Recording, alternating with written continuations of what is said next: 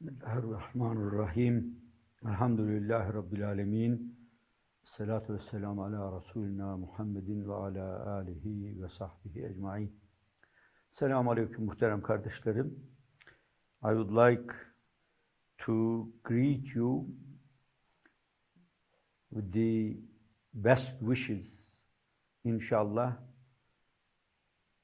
that the Islamic world in the future, in the near future, will inshallah change the condition that we are living in now and will be influential not just in internal politics, but in the political atmosphere of the international arena. Today, unfortunately, we are living in a world where there is a chaos, especially after coronavirus threat. All the world was influenced by this virus, and it changed the way of life we have been carrying on in the world, whether it is in a developed country or in a developing country or in an underdeveloped country. Whether you are communist or you are capitalist, it didn't matter. The virus did not make any differentiation between the race and nationality or the development conditions of the country. Every country was influenced. But now we are coming, it seems, to the end of this chaotic condition. Now we are facing, especially in the United States, a new arena, the way that the public, especially in the United States, felt to rise against the oppression of the state and of some part of the community, where they were inclined to oppress the citizens of the same country according to their race or to their color, unfortunately. And it is now playing havoc, we can say, in the United States, but not just the United States. We can see this eruption in other countries as well, especially in Europe and in some of the South American countries. Where it will end, we don't know. But as Muslims, we have a responsibility first towards our own countries and then towards the world in general. The problem that we are facing is coming from the consumption of the community. Unfortunately, the racial imperialists, they have a different idea of the world. They do not see everybody from the same eye, same angle. When they are evaluating an incident or the condition in that area, they are always biased, unfortunately. This is how the world that we are now living in has been shaped. It did not come out suddenly. This lasted nearly 600 years, but especially the last 300 or 350 years are extremely important in the condition of the world that we are living in now. Unfortunately, they are biased towards their own next of kin. if you are in Britain, white British nationality is important, even among themselves. You know, when you talk about Britain, it isn't just English people who are living there. There are Scotch, there are Irish, there are Welsh. They are different nations. They even have different languages. Although they have come together under the same banner, but when the conditions arise, they do not hesitate to fight among themselves as well. But this is a way of causing separation among the public, but when it comes outside the European nations, there is a very different and clear separation. They see themselves as the superior race of the world. They think they have the right to dominate the public, to dominate the world. Because of this, when we are talking about the peace in the world, about the conditions, how it will change, the imperialism, the understanding of imperialism in the world, we have to know what principles we should abide to get rid of it. And we should make the imperialist countries to understand where they are making the mistakes. Although they know this, they impose their ideas upon the other nations because they have certain feelings. This is why, as Muslims, we have a responsibility to establish the peace in the world. In fact, our goal is the happiness of all humanity. We want peace in the world in general.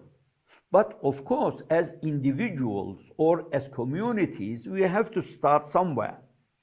Where do we start? Of course, everyone will have to start in their own home. First, we have to solve the problems that we are living in our countries. Whether we are living in Turkey, in Saudi Arabia, in Bangladesh, or in Nigeria, it doesn't matter, or Iran. First, we have to solve our problems in our own countries. But unfortunately, up to now, we have not been able to overcome this difficulty. The problem, we do not think deeply why we are facing these difficulties and how we are going to overcome. When our movement started in Turkey by Professor Erbakan, he said that we have to solve our problems in our country. What are we going to do? Is first, we have to change better to say, to improve the moral values that we have in our countries. Moral values, when I say moral values, it is not just being sincere, being a good citizen, but it is the condition of the country that we have to change. That the country that we are living in should have justice, which is equally divided among the citizens. There should be freedom of thought, expression. This is a must. There should be any kind of usurpation of power, that is, especially in the field of economics. There should be no bribery. There should not be injustice in the distribution of wealth. There should not be any kind of consuming the rights of other people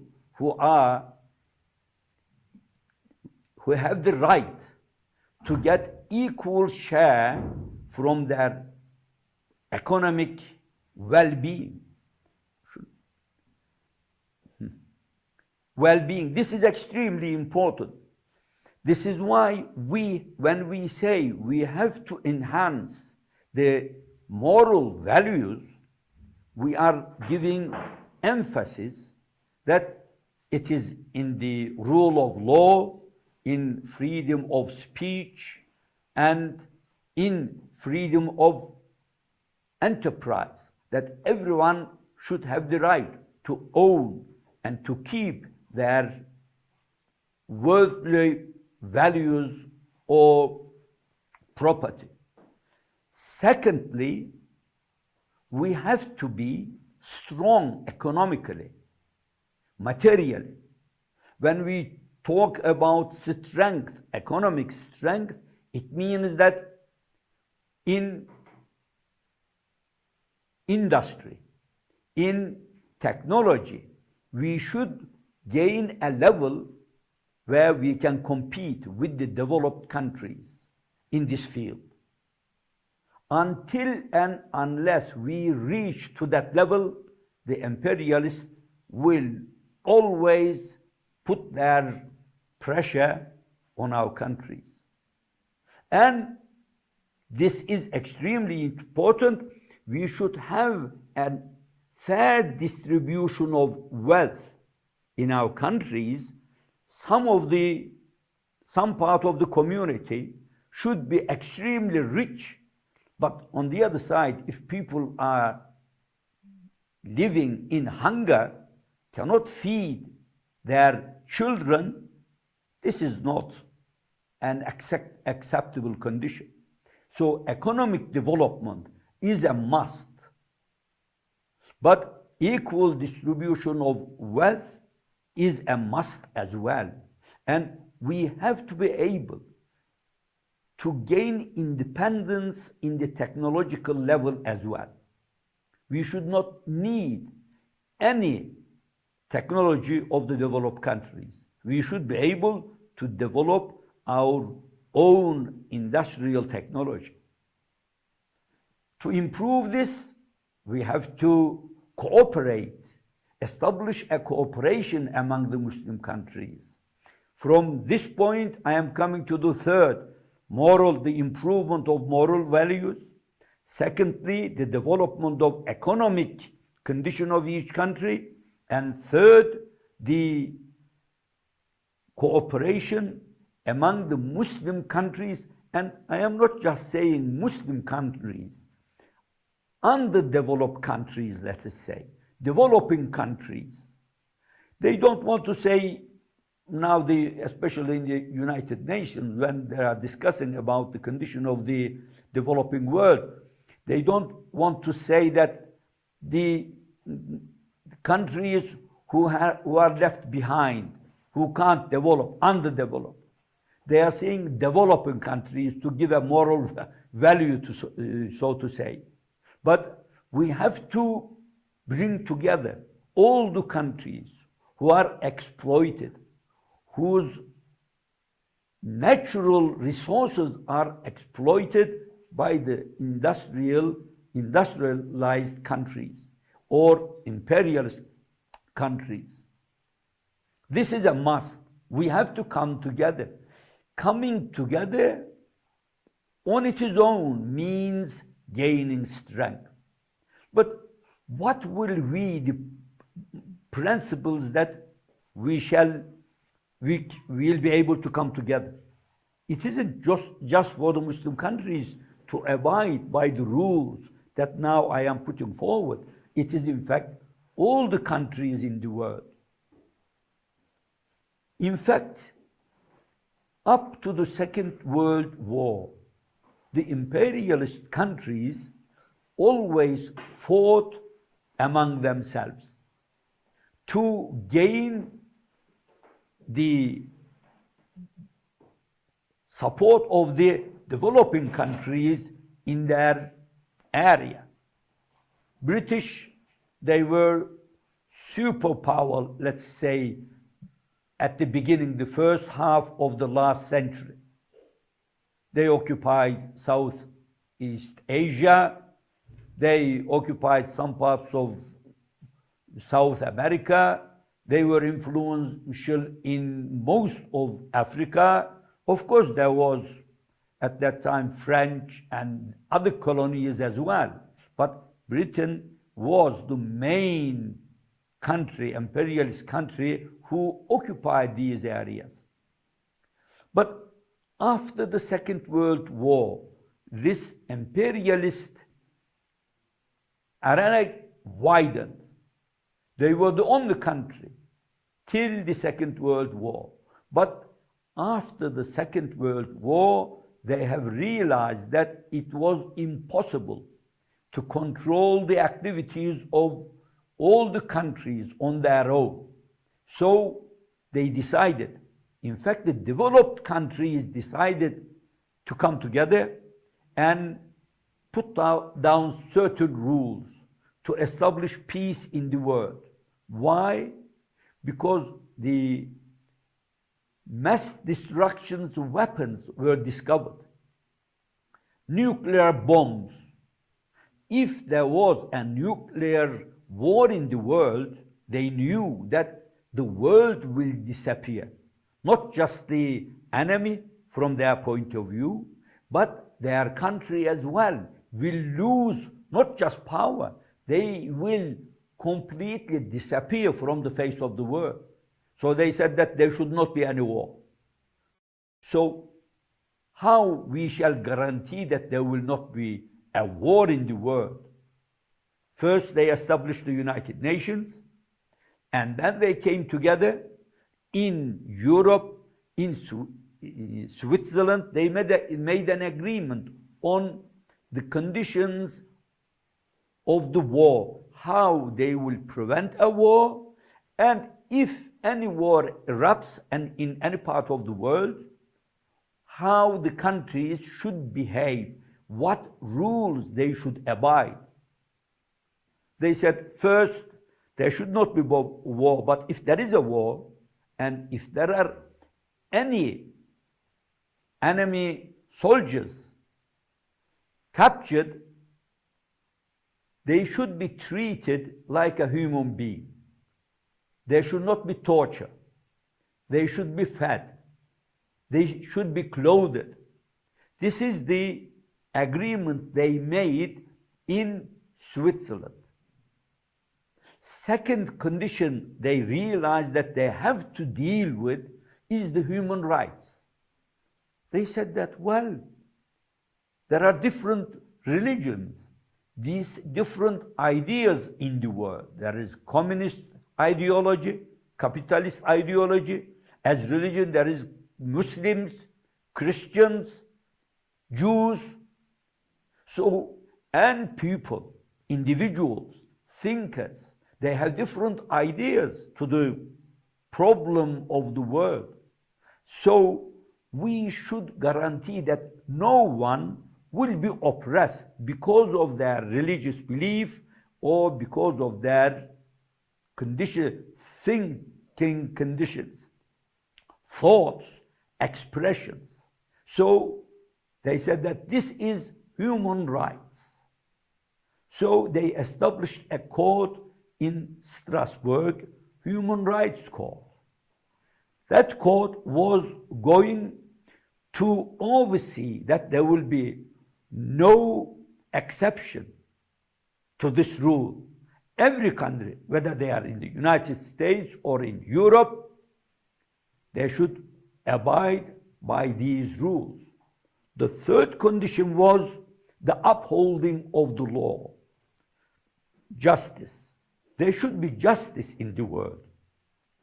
First, every government should treat their members of their country justly. There should not be oppression. No government should oppress people in their own country who have different ideas, ideals, understanding, religion. This was extremely important. And at the same time, if there was any problem among the countries, this should be solved in a just way. So they established the court in Lahey, Court of Justice.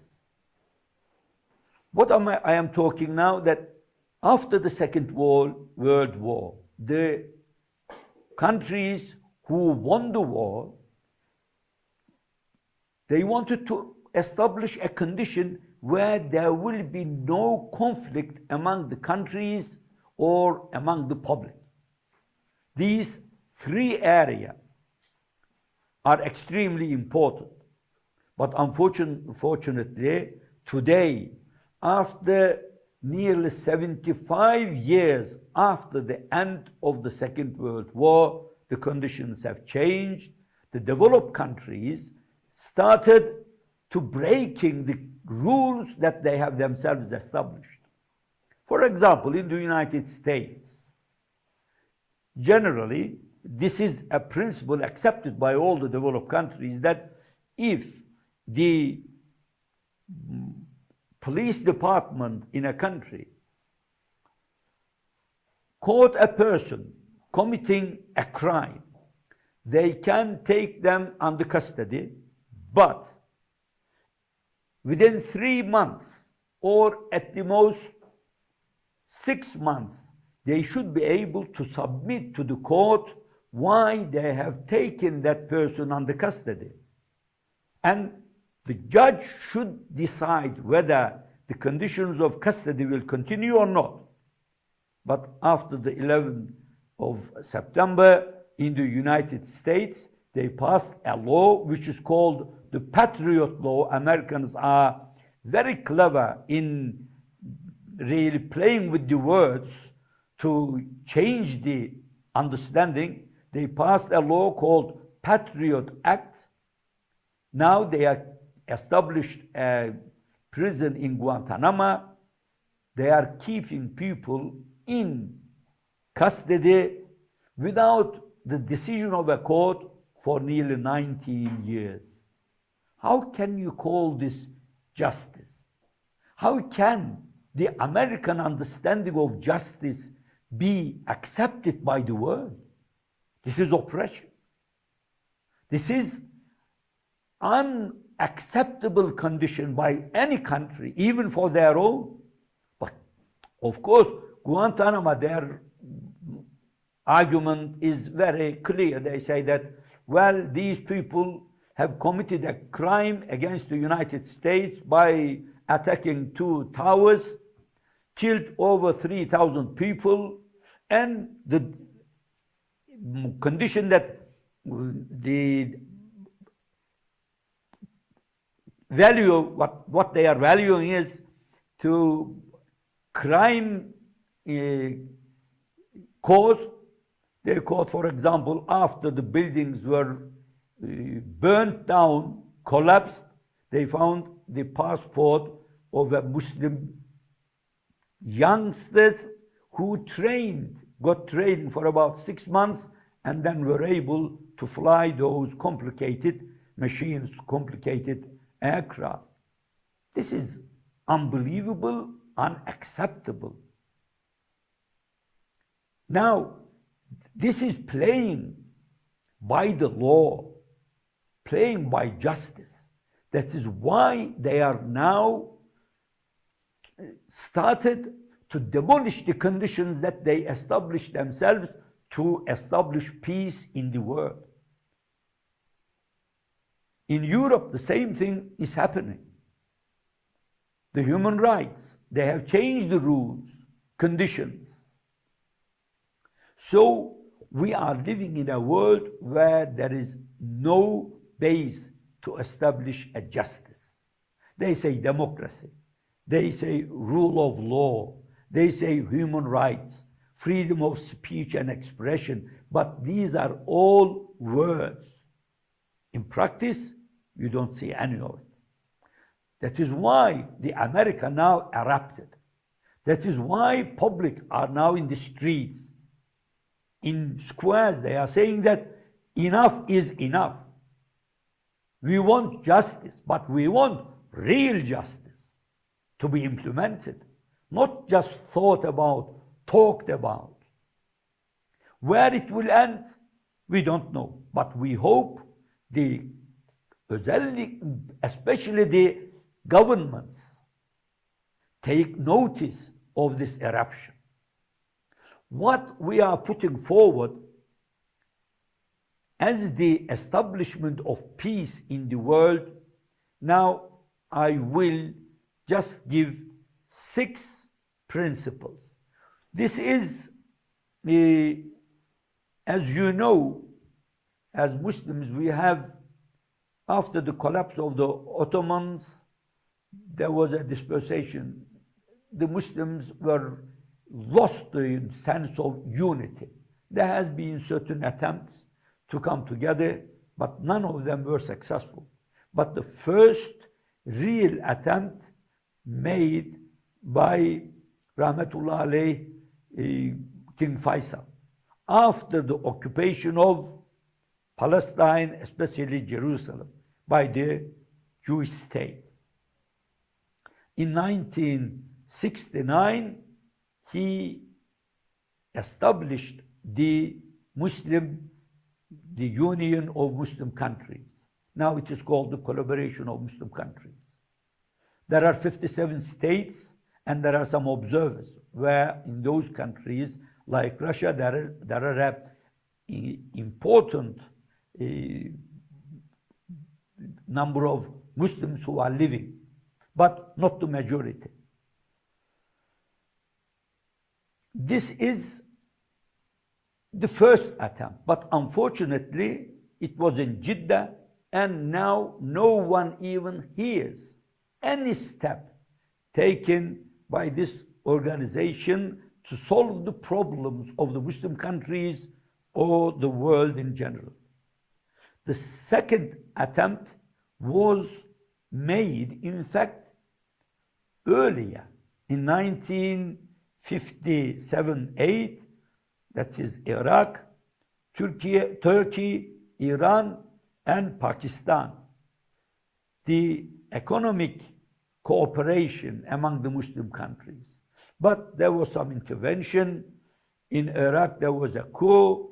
After Saddam, he was left out, and there were only 3 countries, Turkey, Iran, and Pakistan, to establish an economic union among Muslim countries. This was the kernel, the root. Unfortunately, this was not very successful either, because there has always been interference from outside. Now this is expanded to about 10 countries by the inclusion of Central Asian countries like Turkmenistan, Azerbaijan, Tajikistan. It makes 10 countries, but unfortunately uninfluential as well. The third attempt was made by Professor Erbakan when he became the Prime Minister in 1996. He brought 8 Muslim countries whose population were over 60 million at that time. Malaysia excluded. Malaysia, of the 60 million condition, Malaysia was excluded because the population of Malaysia was just under 30 million, but the economic condition and the technological power of Malaysia was better than the other countries. Again, Turkey, Iran, Pakistan, Bangladesh, Malaysia, Indonesia, Egypt, and Nigeria. This is the D8, what we call a book that was established, the first book that was published, and the conditions that they put forward, how the peace in the world will be established. The first 2 conditions are stated as this: if there are any problem we should try to solve it in peace, not by declaring war. Second condition, we should not quarrel. We should be able to come together around a table and discuss our problems. These are the first two principles, preconditions of establishing peace in the Muslim countries and in the world as well. But these four conditions that come afterwards is equally made to the world in general. That there should not be usurpation of the exploitation of natural resources of Muslim countries or the developing countries. No country, how powerful they may be, should get the exploited natural resources of a country who can't even stand on their own feet. What should they do? They should share it. We are not saying that you should not benefit from the resources that we have in our country, which you do not have. But let us just share it properly. You should pay the necessary price that is universally accepted as the price of that commodity, whatever it is. Secondly, there should not be a double standard in the world. Unfortunately, today, double standard is the rule. Just again, to give the example in the United States. If you are black, if the color of your skin is different, then you are second-class citizen. This is unbelievable, unacceptable. There should be definitely justice, not double standards. And this has to be accepted by the countries who are now powerful enough to influence the conditions and policies of the world. The third, there should not be self-esteem. I know better than you do. You can't understand the level of my thoughts. There should not be superiority among the countries, among the nations, among the people. We are equal. No one is superior to the other. Now look at the development or discoveries in the sciences. People who are different color, different background, they have made big attempts in the scientific world. So here we want equality. And the fourth condition is that there should not be oppression in any part of the world. This is extremely important. They talk about rule of law. They talk about democracy. They talk about freedom. They talk about the right to appoint their own governments. But when you come to practical level, suddenly we face double standard again. They always support dictators. How can you? This is not compatible. Oppression, democracy can't go hand in hand. Dictatorship cannot be accepted by a country who is supposed to be democratic. They fiddle with the ballot boxes and then they can appoint their own rulers are just by the government who is in power. How can you call this democracy? But the Western countries, they always act in such a way. I do not want to give the names of any country in this speech. But if we think we can find the conditions in certain countries where there is dictatorship, and the Western countries support those dictators. What did I now put forward? 6 conditions of peace. First, we really and physically want to live in peace. Peace cannot come together by oppression. Secondly, we definitely want in all countries, by instead of quarreling, sitting around a table and discussing our problems peacefully. And then there should not be exploitation of natural resources of countries. There should not be double standard, but justice. There should not be takabbur, the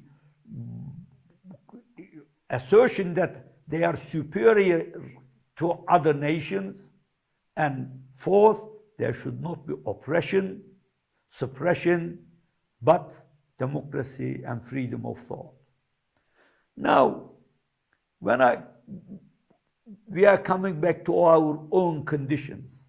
First, we have to, as individuals, especially students among yourselves, I expect that there are many of our brothers, young brothers, who are now studying. You should be running in the forefront in your own field.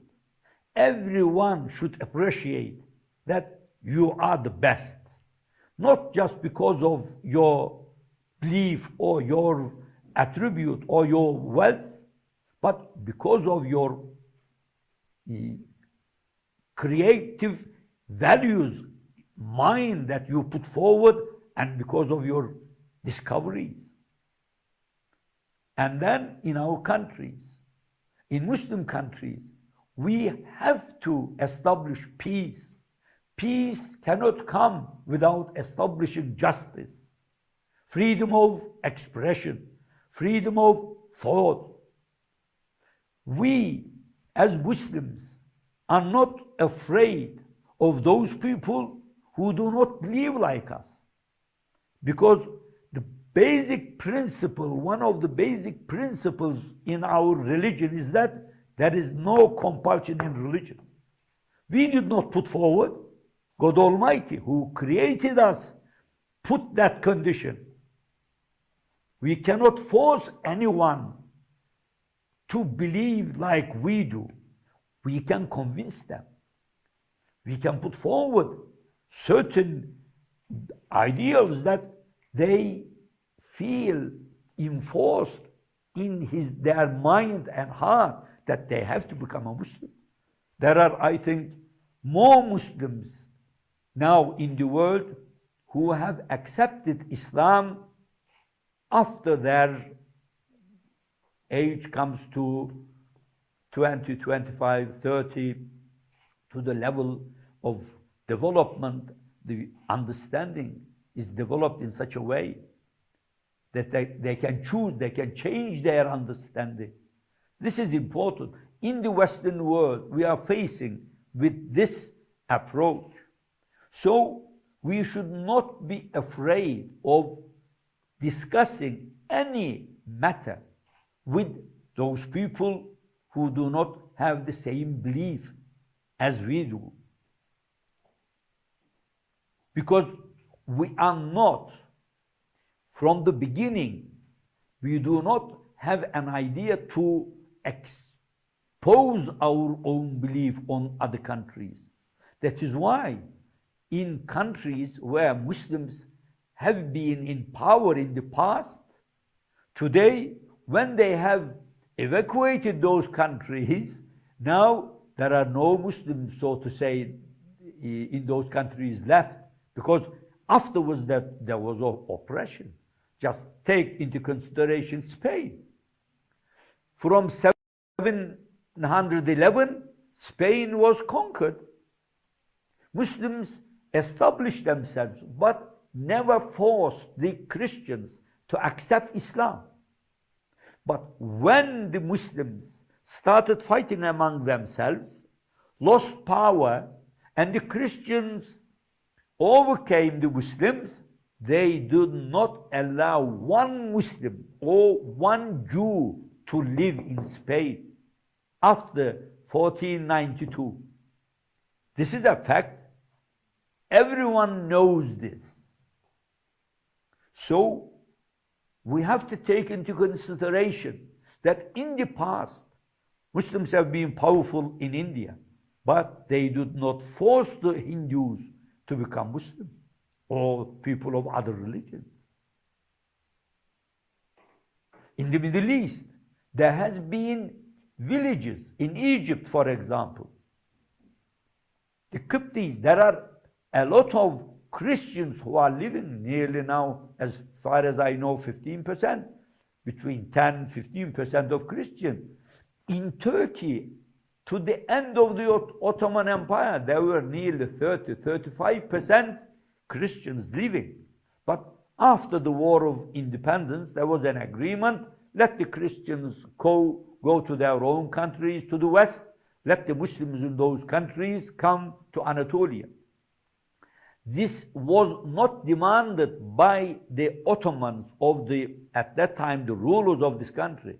It was imposed by especially European countries, because they did not want any Muslim to be living in those countries where they occupied. They were going to establish new countries, like in Greece.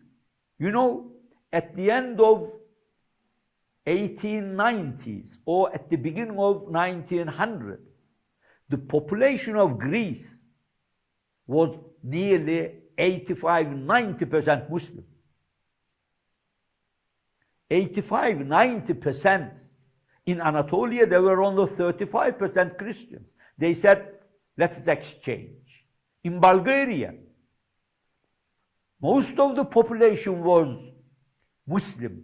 That is why they said, no, Muslims should leave these countries. We don't want any Muslim majority in the European countries.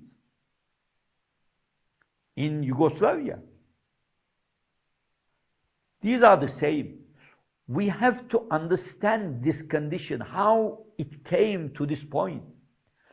In these principles that was put forward by the aid, we should try to establish all over the world, not just for us, for the countries, developed countries, underdeveloped countries, capitalist countries or communist countries, it doesn't matter. There are basic principles. If we abide by those principles, then there will be peace in the world. But, as I was saying, when we come to our own countries, we have to try to improve the condition of living conditions as a whole in our own countries.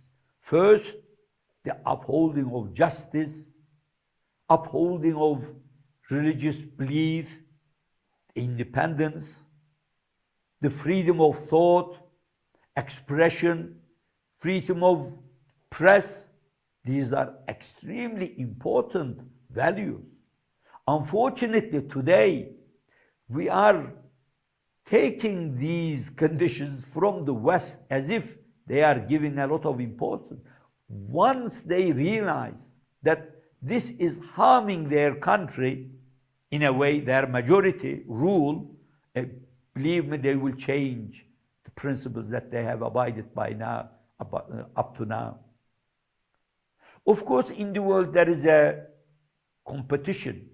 There is problems among the economically developed countries. There are two blocks, as you know. There are the capitalist bloc composed of United States, Canada, and Europe. The second communist bloc, there is the Russia and China. China is now surpassing Russia in industry and in technology as well. And then there are the developing countries or underdeveloped countries in the world, in South America, in Africa, in Southeast Asia.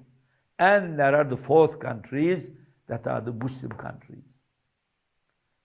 In this century, our principles, our belief, our ideals will establish peace in this world.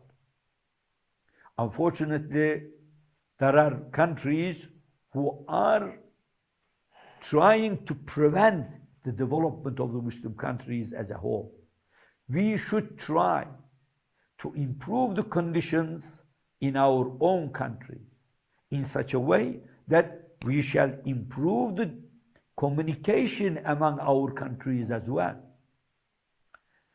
We are not putting these ideals forward to create a new bloc by the West or by the communist countries or by the developed countries and the Muslim countries. We believe that our basic notion will bring peace, equality to the world in general. May Allah help us. It is not easy, because to be able to establish such a condition, it is not enough to have these ideals. We should, of course, start from that point that in our countries, to establish peace, justice, freedom of expression of thought should be established. But immediately afterwards, the economic development, technological development should follow up until and unless we are strong enough to defend our values to have the superiority to the Westerners or other countries will not matter at all. Because the strength, power destroys the, unfortunately, understanding or peace in the world altogether. So economically, technologically, we have to gain power. And the third, we should improve cooperation among our countries.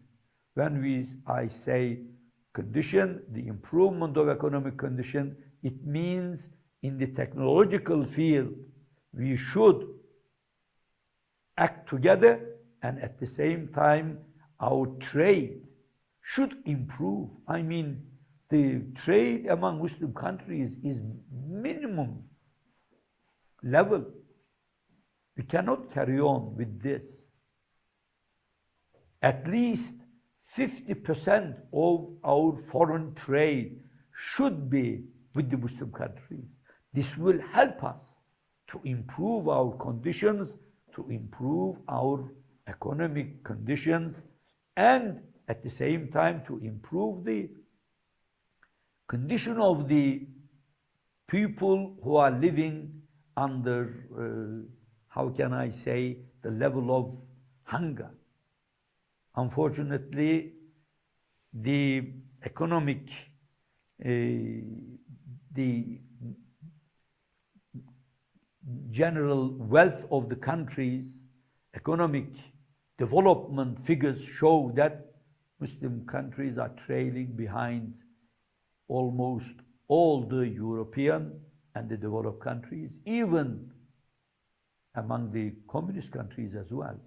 So these three priorities we should keep in view when we are taking part in any activity. It doesn't matter. It is social activities, political activities, scientific research and development, trade. We have to improve the conditions among the Muslim countries as a whole. It's been nearly over an hour. I thank you very much for giving me the opportunity to express my views to our youth from all different parts of the Muslim world. And if you have any questions, I will try to explain, to answer. Thank you very much.